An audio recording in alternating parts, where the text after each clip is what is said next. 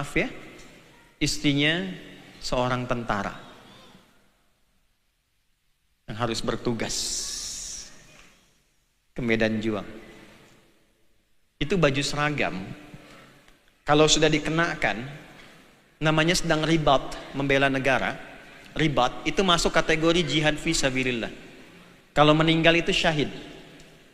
Kalau saat bertugas itu dikenakan seragamnya, dia masih menjaga sholat, dia berzikir kepada Allah, itu jaminannya dalam hadis sahih, bahkan jasadnya tidak dimakan oleh tanah. Dan nilainya dalam sehari lebih baik dibandingkan sholat malam dalam sebulan dan puasa sunnah dalam sebulan. Saking diistimewakannya oleh Al-Quran. Jadi berbahagialah kalau ada di sini misalnya istri dari seorang tentara, dia muslim, dia bertugas, ibu wasiatkan menjaga sholat, dia zikir kepada Allah dalam tugasnya, itu posisinya sedang ribat.